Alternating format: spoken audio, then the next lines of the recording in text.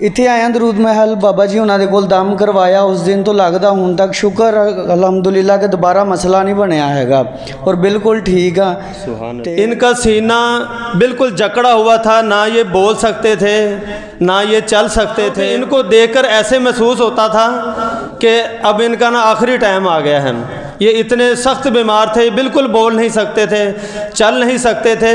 और ये बताते हैं कि तकरीबन 2.5 साल में ये दूसरे शहरों में भी गए हैं। बहुत से डॉक्टरों को इन्होंने दिखाया, हकीमों को इन्होंने दिखाया, बहुत सारे बाबाओं के पास ये गए हैं और डॉक्टरों ने तो इनको ला इलाज कह दिया था कि इनका हमारे पास कोई इलाज नहीं है। मगर अल्हम्दुलिल्लाह सुम्मा अल्हम्दुलिल्लाह यहाँ ये मरकज़ अव्वल दरूद महल में आए, आकर इन्होंने बाबा जी से दम करवाया। अल्हम्दुलिल्लाह बाबा जी से दम करवाने की बरकत से जो ये अब आप देख रहे हैं, ये बिल्कुल आपके सामने सही खड़े हैं।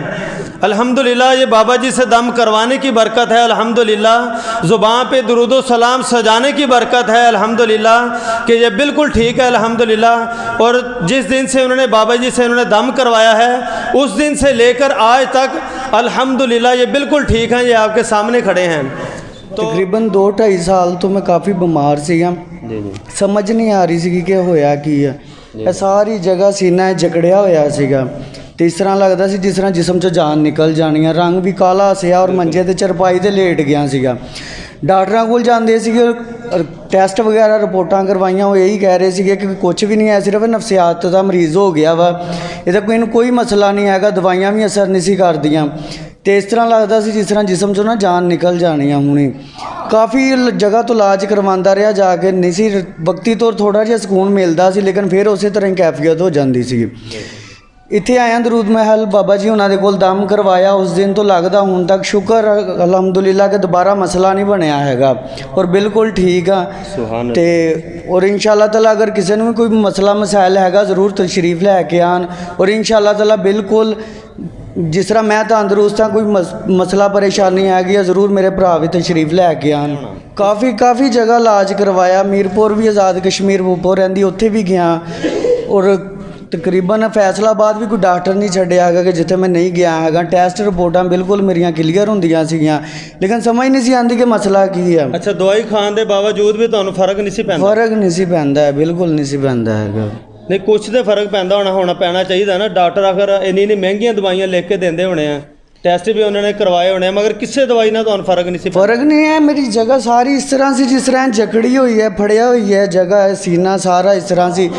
वो यही कहते थे कि इन्हें सिर्फ ना नफसियाती मरीज़ हो गया वा, इनू कोई मसला नहीं हैगा, तो सिर्फ अपने ज़हनी तवाज़न ना जो दुरुस्त नहीं हैगा, तां इस तरह करते। बाबा जी को जो पहला दम करवाया उस तो बाद कितनी देर बाद तुहानूं सुकून महसूस होना शुरू हो गया सी? तकरीबन 2-4 दिन तक ना मैं बिल्कुल ठीक हो गया सी, खाना पीना भी शुरू हो गया सीगा। माशाअल्लाह। पहले तो ना कुछ खादा जाता सी, पानी भी इस तरह लगता जिस तरह अटक गया वा, जिस तरह तेज़ाब पी लिया इस तरह लड़ता सी वजूद के अंदर।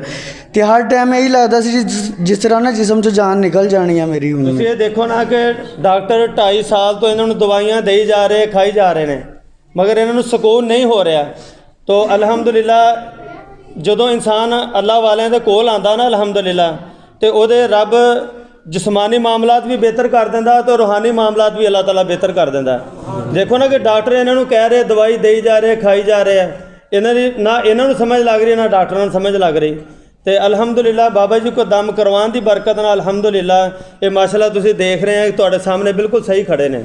तो जदों आए सी ये उदों देखण वाले सन कि इंज ही लगता सी कि जिवें इन्हां दा आखिरी टाइम आ गया कि बस इन्हां दी बिल्कुल बस हो गई है।